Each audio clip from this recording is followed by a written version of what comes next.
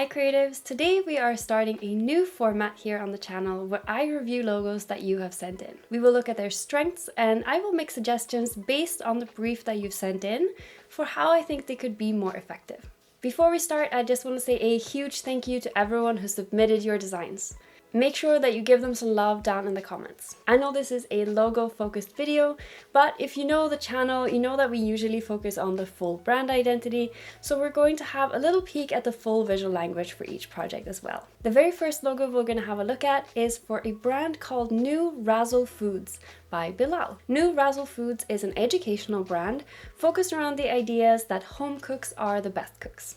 It highlights the nostalgic aspects of having family dinners and sharing really nice meals with friends. The goal is to help people feel inspired in the kitchen and widen their culinary horizons. Let's start by having a look at Bilal's page for this project on Behance and get a nice overview of the project. We start off with the logo itself. We have this emblem design that both has the name and also a little bit more information that give us an idea of the brand and the vision itself. I especially like the global recipe passport line because I think it really gives a sense of experience and how this brand is going to work practically and the nostalgia that it gives you. I like that we have these different elements because it helps make the brand feel more flexible so that when we start working with it, we have a lot more options. I also really like the photo selection here because it really gives us this idea of being in someone's home, food being really fun and something that you do together. It's a great way to introduce the brand and set the tone. When we go to color, I think Bilal has made some really smart choices here. I think these colors will work really well for different types of cuisines, different seasons, but also really importantly, when we design anything that is going to be for food or even beauty sometimes, we want to make sure that it feels appetizing and that the colors help bring out that nice part of the food so that we feel enticed to go and cook ourselves. Before we get into my suggestions, let's have a look at the concept behind the brand. One thing that Bilal is pointing out is how this icon is representing a cake, because a lot of the recipes are sweet recipes from this brand. I haven't seen a lot of pictures of sweet dishes, so that's something that we might want to incorporate when we do a little bit of reiteration on the brand. Here's my action plan. Right now, I think we need to inject some more hierarchy into the logo. New Razzle and Food are on different lines, but they have the same font and size.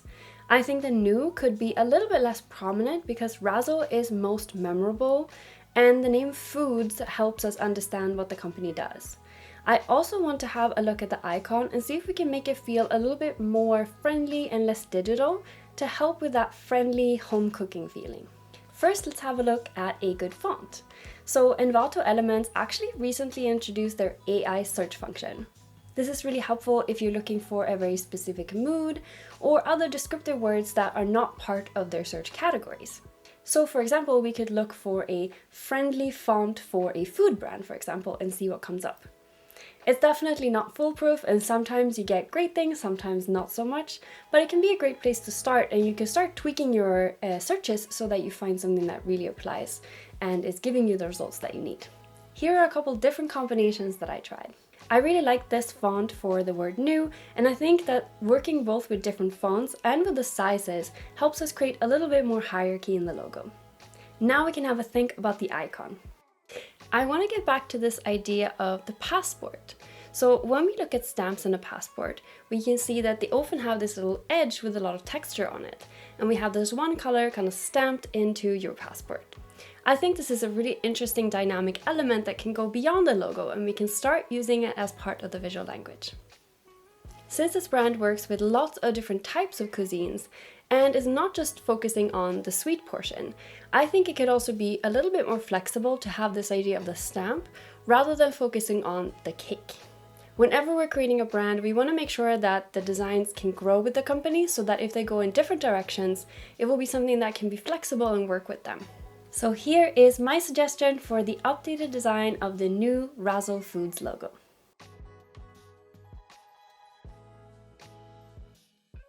Next up, we have the Floral shop Jasmine by Indira.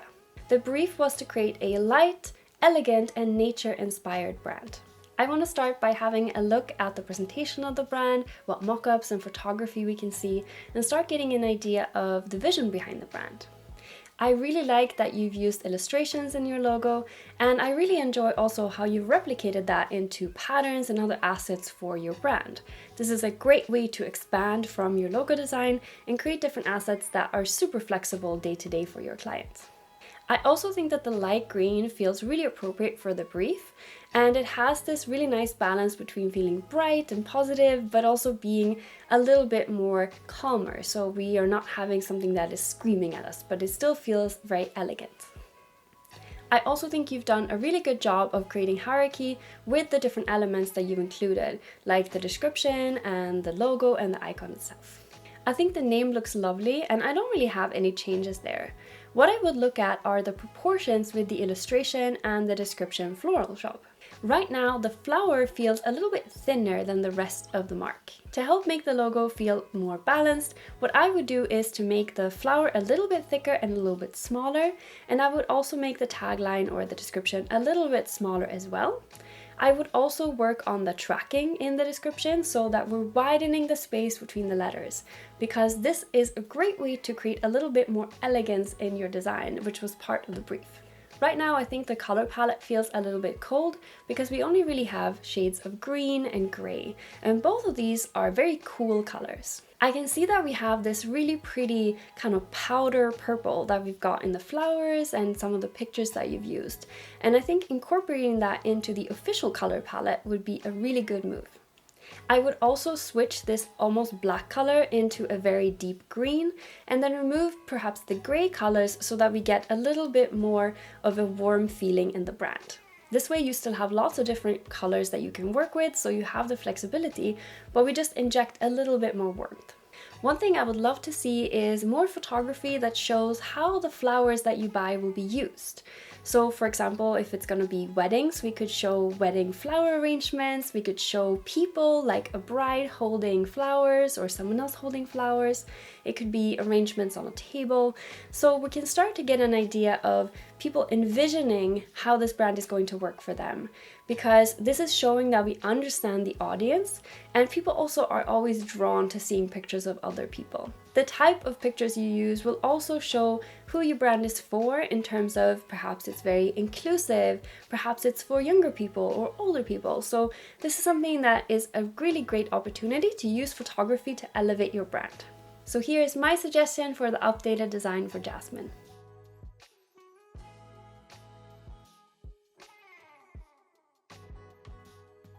We actually have a bonus logo we're going to have a look at after this third one, so make sure you stick around for that.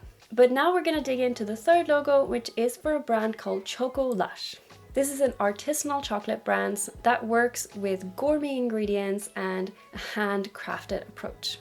This brand is created by Cedar Graphics, and I really like how bold they've been with their colors. We also have a very luxurious, classic looking serif font that I think is a great fit for this luxurious brand. They've paired it with this more handwritten textured font, or I think it might be handwritten by the creator. And they also introduced this element of having the O be kind of like a cocoa bean. I also see that they've created patterns based on the swirls of the chocolate and chocolate beans, and I think this is super interesting to bring a lot more character to the brand, and I really like that you shared where the inspiration for the patterns came from. Right now we have this very sophisticated serif font on the one hand, and then we have bolder colors and there's more handwritten font on the other hand. So I want to see if we can merge these worlds a little bit more while still creating something that feels very unique. So let's have a look at the word mark itself. When we're creating a handwritten custom word mark, what we want to look out for is how we expect this letter to look based on the technique that we're using. So let's say we're using a brush pen. In that case, we are expecting the lines to be thinner as we're going up and thicker as we're going down, because that's how the pressure will be applied and that's how we will affect the appearance of the letters. If we're using a pen, we would expect it to be basically a monoline. So we want to have a think about the technique that we would be using even if we're creating this digitally. In this case, I think we have quite a similar effect to a brush. So we do have a thinner stroke going up and a thicker stroke going down in most places. So that's a great start. One thing I am noticing is that we want to incorporate texture to have this rustic handmade feeling, but it is a little bit inconsistent between the different letters. So some letters are looking a little bit too perfect, while some letters have a lot more character. For example, the H's are very, very smooth, while let's say the O's and the S are a little bit more textured. We want to try to strike a balance so that the word mark feels like all the letters belong together. Hand lettering is such an art in itself, and I think it's a great skill to practice.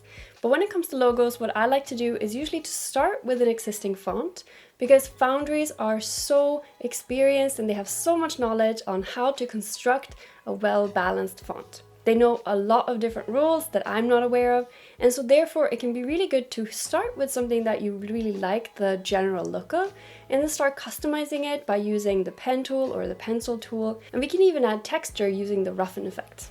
I had a look around and I really like these two options. They're a little bit different from each other. One is a little bit more classic and one is a little bit more playful, and so I want to start actually adjusting the amount of texture that we have. Although we want texture to help create that rustic handmade feeling, we don't want to have so much texture in our logo that it becomes difficult to print or embroider or all these other things that you might want to actually do with the logo. I'm going to use the pen tool to simply go over and smooth out some of the texture that we have, and then I can just merge those two layers together to create a solid shape that becomes our word mark. I'm going to take these two options and put them next to each other, try out the different color combinations, and combine them with photography to see which option I think is working best. These colors are lovely and it makes me feel like I'm almost in a Wes Anderson movie. I think they work really well for an indulgent chocolate brand. So I'm going to also pair it with some photography that feels really modern to balance out the more classic style of the word mark. And here is my suggestion for the updated Chocolush logo.